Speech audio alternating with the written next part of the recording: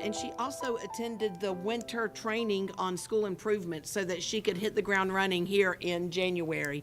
So we are excited to welcome her aboard for her term and appreciate all of you who went out in May and voted for Board of Education.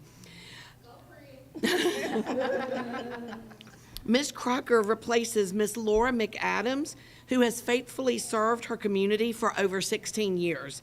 She has been instrumental in many of the decisions that have led to Chatco schools being an extraordinary school system, whether that be the transition to a charter system so that we have flexibility, the addition of the College and Career Academy, the work that she's done to help ensure that our facilities continue to move forward, and her special interest with technology so that we are continuing to lead the way, especially in rural Georgia, for access to STEM and technology. So tonight, we would like to pass the gavel to Ms. Crocker, who was sworn in at January 1st prior to the meeting, and we want to thank you ladies for your service. So Ms. McAdams.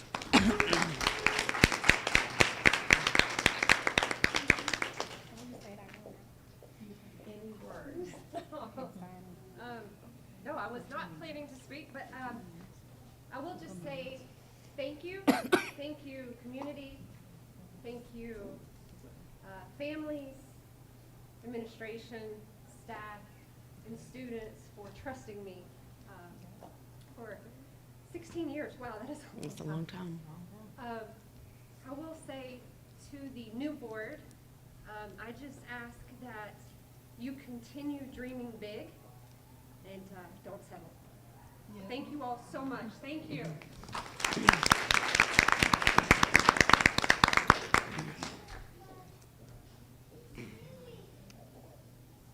We will call this meeting to order. Board member Aaron Schillig is participating remotely due to a work obligation, so he is here on our beautiful computer, if you would like to wave at him. At this time, I will call the meeting to order, and I welcome you to our first business meeting for the school system for 2025. So if you would, please join me in the Pledge of Allegiance. Please stand. I pledge allegiance to the flag of the United States of America and to the republic for which it stands, one nation, under God, indivisible, with liberty and justice for all. If you'll join us for a moment of silence, please.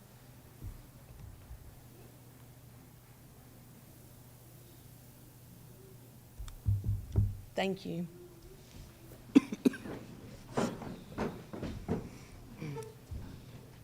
At this time, I open the floor for nominations for the 2025 board chairperson.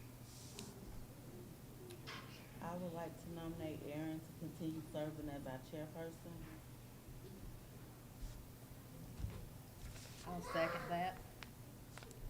Are there any other nominations? Let me call that to a vote, please. The motion for Aaron Schillig to be 2025 board chairperson. I'll make the motion. Do you all approve? Yes. Mm-hmm. Sorry about that. Since Mr. Schillig is remote, I will go ahead and open the floor for nominations for the 2025 board vice chairperson. I nominate Teresa. I second that nomination. Are there any other nominations? If all approve, please let me see the sign. Perfect. And so now I will turn the meeting over to Ms. Teresa Smith. Okay, all right. Let me go ahead. Everybody had a chance to look at the minutes in the agenda. Can I get an approval? I would like to make a motion to amend the agenda to remove executive session for tonight. Okay. I second motion. All in favor? All right, that passed. Back to you. Moving forward, we will do our financial report, and we'll have Ms. Lori Stafford review that information and data.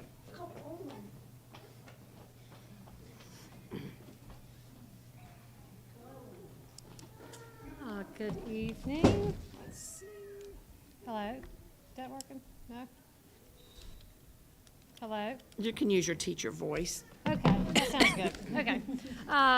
Financials are presented tonight for the month ending December of 2024. For general operating or the general fund, we started out with 5.4 million, took in receipts of 1.4 million, disbursements of 1.2 for a balance of 5.7 million. The only thing to really note this month is, if you'll remember, we did a local contribution to the project, the energy lease project. We did the solar panel project a couple of years ago, a year and a half ago. We did receive the credit back, the energy credit we received. You'll note on your financial statement of the $396,000. So we were happy to get that. We were one of the first to go through that process, so we're excited to actually receive the funds there. Moving on to nutrition, we started out with $258,000. We took in receipts from meal sales of $58,000. We did have disbursements for both the prior month and the current month of $126,000, rounding out the month with $190,000. For SPLOST and debt service, we started out at right at 2.3 million. Our SPLOST proceeds this month are a little bit lower at 89,000. We had interest earned of both for November and December, a little timing issue there of 10,000. We ended with right at 2.4 million. The local outlay, we're up to 2.6 million. We're earning about 10,000 a month in interest there, so we ended at 2.6 million. For our budget to actual report for the general fund, our revenues percentage of budget are right at 50%, so we're in a good place there. We will begin to see the tax revenues increase. Our impact aid, we've pretty much receded in most of the impact aid, but our tax revenues will be pretty strong the next couple of months.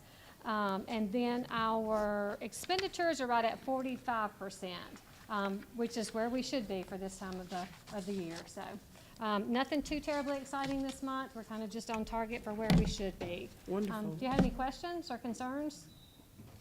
No. Good news. Thank you. Moving into our attendance report, you will see for December that our employee attendance report does indicate that in December, we experienced more absences, specifically in sick leave and some leave without pay. We know that December and January are challenging months due to illnesses, but we will continue to monitor this trend in anticipation for improvements in the upcoming months.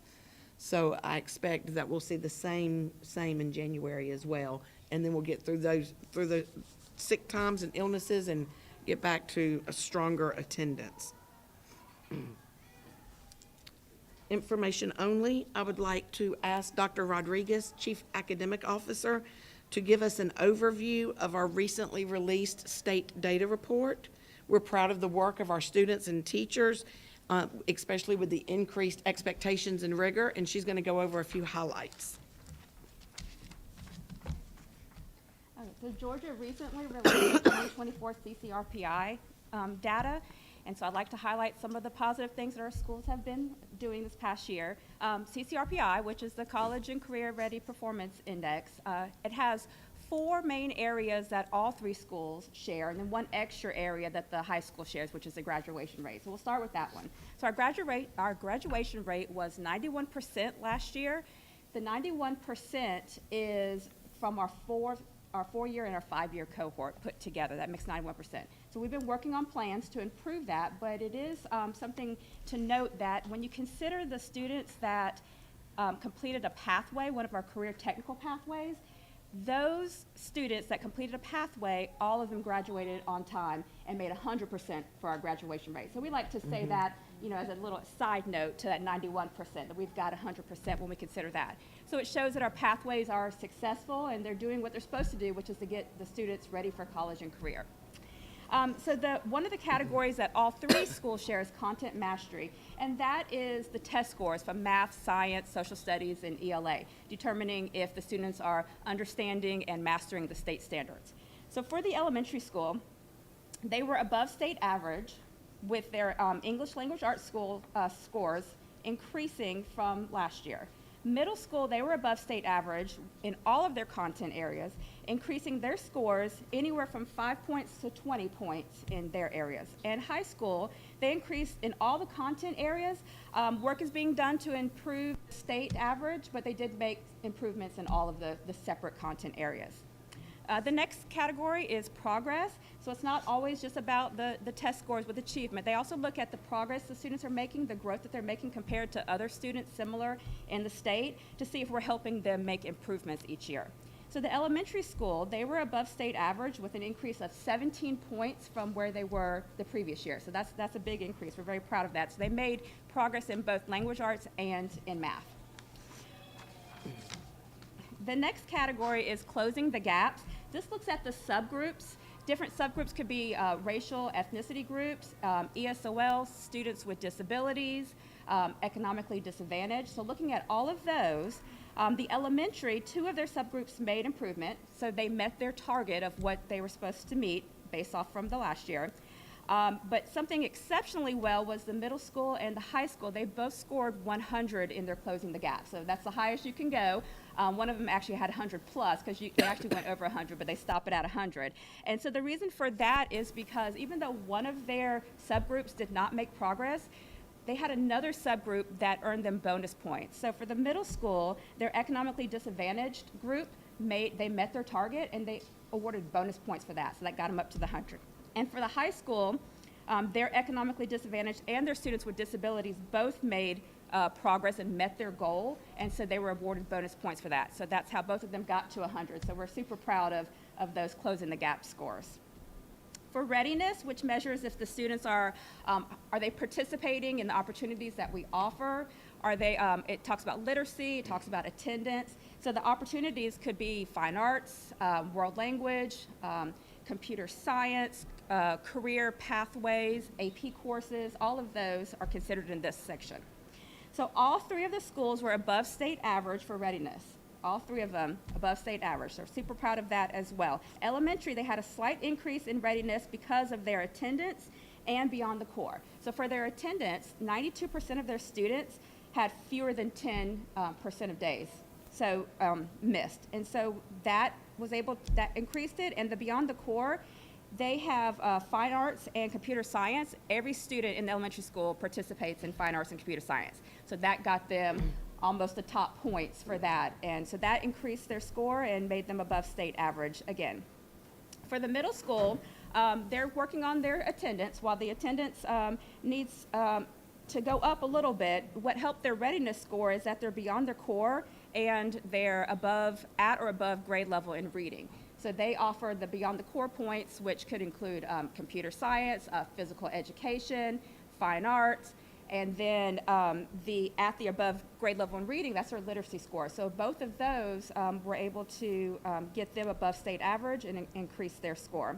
For the high school, they had an increase in their attendance and in their college and career readiness scores. So the college and career readiness scores could be their end of pathway assessments that they take for their CTAE classes. It could be how they scored on the AP exam. So all of that put together made them increase, and all 3 schools increased because of this. So we're super proud of that as well.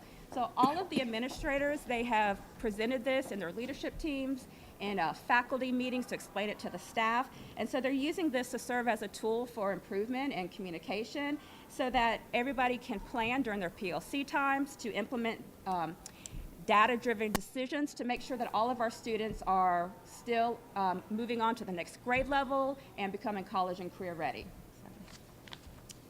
Wonderful. Do y'all have any questions? We're very proud of all 3 schools. Thank you.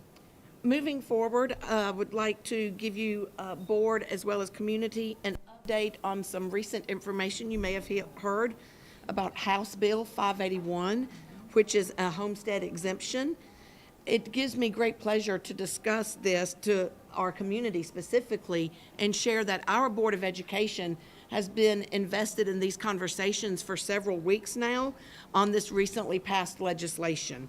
House Bill 581 states that eligible homestead exemption may occur on a base year, and it can only go up based on the inflationary rate.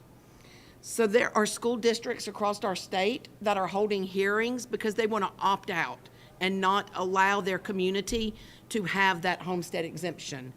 It gives me great pleasure to say that through our conversations and through our diligence on our budget, that we will not opt out. We are going to abide by what our voters asked and continue with the homestead exemption option. And so that just means that for property owners, that their house taxes for the following year can only be increased at the inflationary rate. And so again, that is not the work of the school system, that is through our tax assessor office. However, we are proud to say that we are going to support making sure that our property tax owners have the best opportunities afforded to them. So I commend our BOE for your commitment to protecting our taxpayers while also ensuring that we provide a strong education for our students. Is there any questions, board? We will make a formal recommendation in the next few months to have this on an action item. Moving to the last item on the information report, you may have noticed either through the media or our website that our student information system, PowerSchool, that during the Christmas holidays, they alerted all the schools across the nation that they had had a breach in security. What that means is that PowerSchool is working diligently with their team of engineers to locate the exact problem. What they have shared with districts is that if something has been impacted, they will reach out to us individually. That has not occurred at this time, but we want to make sure that we are being good stewards. So we are also working diligently with our cybersecurity provider so that they can look on the back end to help us ensure that all of our teachers and all of our students and their data is secure. If you have questions about this, feel free to email me at kbrooks@chatco.org. We may not have answers at this exact moment because this is a PowerSchool issue, but I will be glad to work directly with them if you have an individual question. You will see on our website that we have a notice about it and also an FAQ in our board report for you to have additional information. Board, do you have any questions? Thank you. All right, so now we're on for, I can't talk tonight, the student and employee recognition. Guys are up.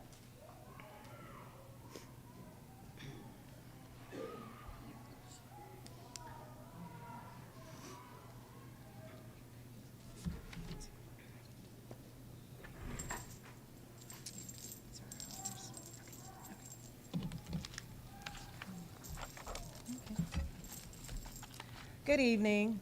It gives me great pleasure as principal of the elementary school here at Chatco to announce our Employee of the Month and our Students of the Month. I will begin with our Employee of the Month, and although she is not with us tonight, they had tickets for the circus. But I do want to acknowledge all of her work, being that she is also one of Chatco's own. Miss Alyssa Sparks started as a parapro with the elementary school this year, and she's done an amazing job. She's a great addition to our special education department and has a positive relationship with not just the students, but also our staff. She's always very supportive and helps the students to achieve their goals, and we are so very proud of her. And she recently started school to go back to get her degree to be a teacher, and she has shown so much dedication, and I know that she's going to be successful. So congratulations to Miss Alyssa Sparks. And now for our Students of the Month, and I will start with our youngest student of the month. Our pre-K student of the month is Ivy Stanton. Come on. As Miss Ivy is making her way, her teacher, Miss Richards, had this to share about Ivy. Ivy entered pre-K with such confidence of who she is and what she wants to achieve. She demonstrates the ability to comprehend. There you go, Sweet Pea. All right, hold that, and now look up so Mama can teach it. She demonstrates the ability to comprehend read alouds as well as high mathematical thinking skills. She is currently learning to blend her sounds, which will prepare her for beginning reading. She is such a joy to teach. Congratulations, Miss Ivy.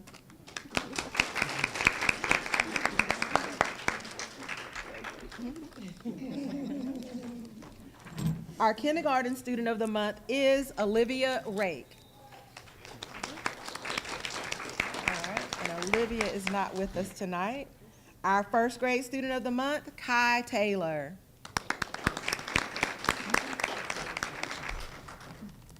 I'm gonna say most of them are at the circus. Our second grade student of the month is Sawyer Thompson.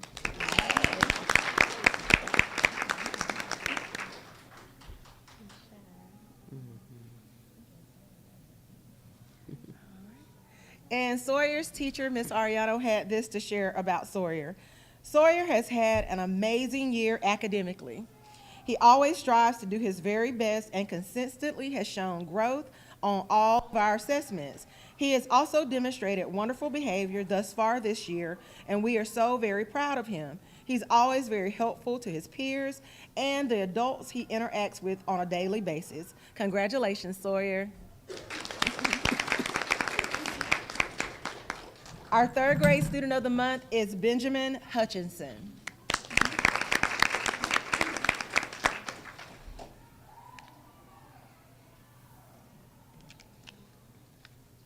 Congratulations.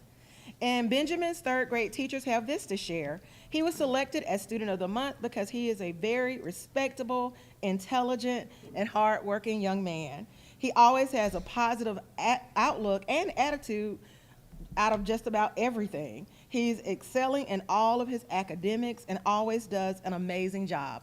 We are so very proud of Benjamin. Congratulations. Our fourth grade student of the month is Jaleesa Della Trinidad. Our fifth grade student of the month is Reno Stinson.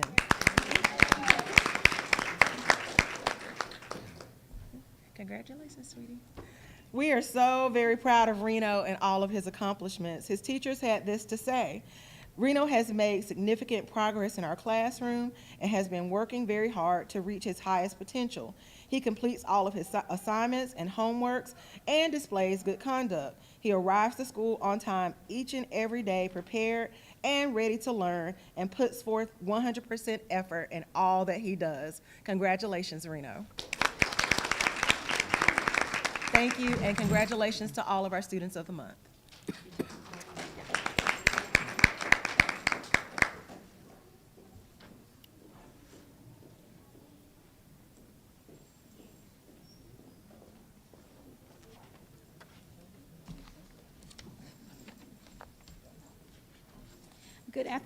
Good afternoon, everyone. You're right, cold and flu is definitely coming. It is my pleasure to recognize our staff and student of the month for our middle school. I will first start with my staff member of the month, and that is Miss Casey Hare. Miss Casey Hare, come on up. While she's making her way, I would just say she is a good find. She came to us just this year, and she's already making her way at our school, and I'll just tell you a few things of what her colleagues had to say about her. Miss Hare continuously goes above and beyond, not only for the students that she serves, but also the teachers that she works alongside.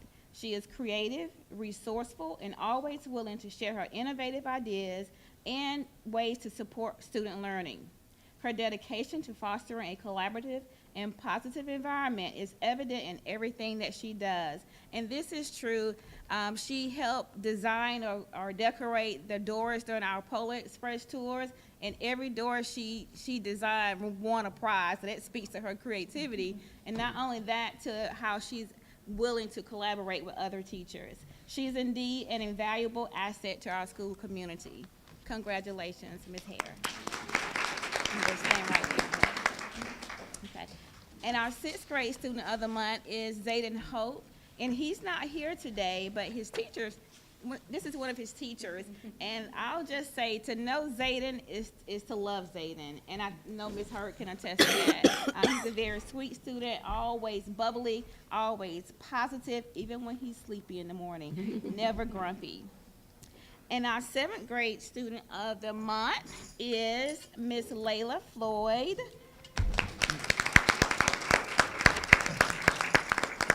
Some of you may recognize Layla from being a cheerleader for both the basketball season and the football season. And let me tell you, this girl works hard both inside and outside of the classroom. And I'll just read what her teacher said. Layla is a hard worker both in and out the classroom, but her hard work is never completed without a smile. Layla's positivity radiates throughout the classroom, whether she is completing an assignment, presenting a project, helping a peer. Layla is always optimistic. She is always the first to volunteer, complete a chore, or ask a thought-provoking question. Layla is a clear leader among her peers, someone they can trust, listen to, and follow. She is truly one of those students who make our motto true, one heartbeat. Awesome job, Layla. And our 8th grade student of the month is Michaela Johnson. She's not here today, but she's also a sweet spirit. To know her is also to love her also. Well done, all students, and especially Ms. Hare.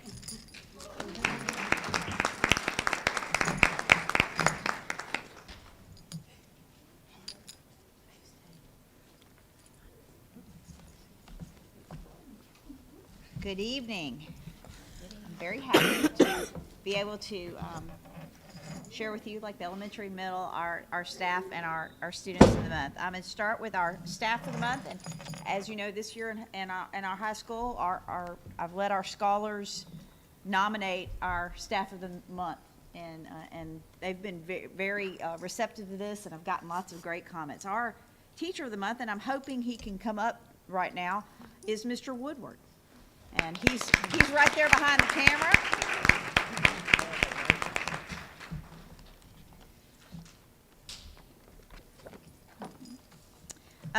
Mr. Woodward is widely appreciated by his students and for his exceptional contributions to the school community and his engaging teaching style. He tirelessly supports a range of school activities. You've all seen him here. He films everything. He films all our sports. He's at all of our he's at so many of our games and all of the things that we do here at Chatco. He's at the pep rallies, the broadcast. He's always there behind the speaker, usually behind the scenes. I'm glad he decided to come on this side. Students describe his classes as fun and educational. They emphasize his ability to explain assignments clearly through both visual and verbal methods. They value the time he provides to complete assignments. Shockingly, they like extra time. Many students also think of him as very thoughtful. He brings treats like Krispy Kreme donuts and coffee, and he said items like a deck of cards. Mr. Woodward is celebrated for making students feel welcomed and supported, creating a positive, inclusive classroom environment. His enthusiasm, humor, and expertise make his classes a favorite among our students. Many of them expressed they were very excited to attend his lessons and go on his field trips. He's actively involved in school events, and he's quickly becoming a mentor to many of our students. He's vital, as I mentioned before, a vital part of our community. We won state for Georgia Film, and he takes his skills group many places. Thank you, Mr. Woodward. Our 9th grade student of the month is Landon Bartlett. As Landon comes up, Landon's classroom teacher said the following. His behavior is a model for other students. He's respectful and participates in class discussions regularly. And for his end-of-the-year project in world history, he decided to make a model rather than go into a technology-based submission, displaying a level of creativity in his historical interests. Congratulations, Landon. Our 10th grade student of the month is Ashley Rodriguez. I don't believe Ashley's here. She might be at the circus too. Our 11th grade student of the month is William Drury. His teachers say he is very respectful. He's involved in a multiple of extracurricular activities, and he makes really good grades. Congratulations, William.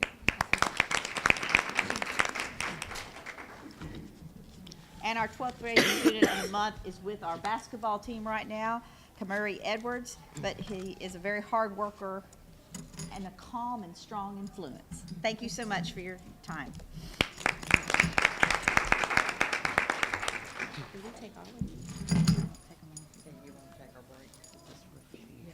Okay, guys, we're gonna take a couple of minute break, so the parents that are remaining that might want to take pictures in front of the backdrop can do so. And we'll come back in about 5 minutes or so. Is this slide? It got wheels on, that probably even got wheels on. I think, I don't know. Let's go see.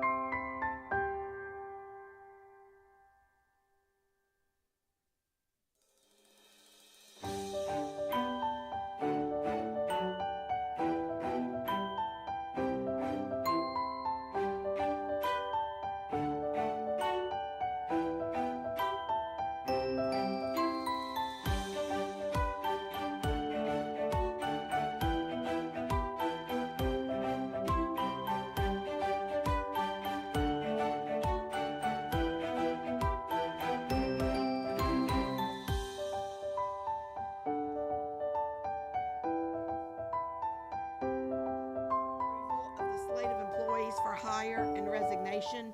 You'll notice one resignation is because of a PCS.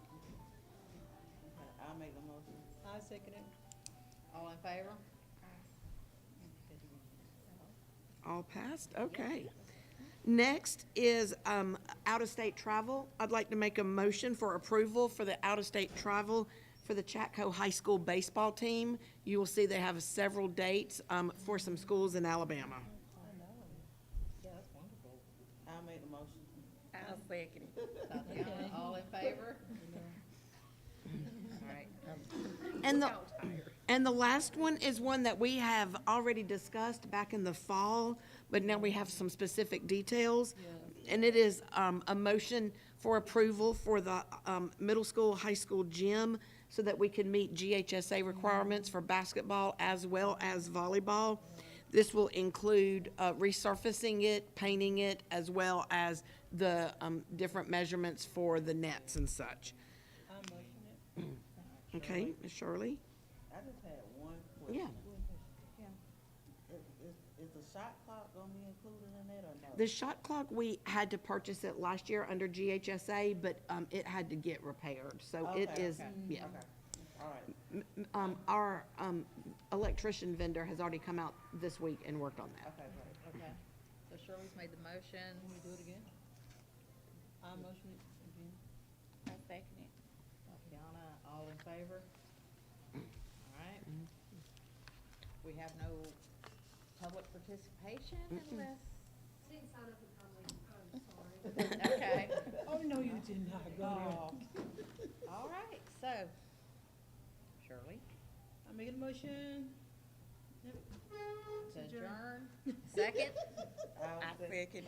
Okay, everybody say all in favor? Echo, that's my clue. That's my time.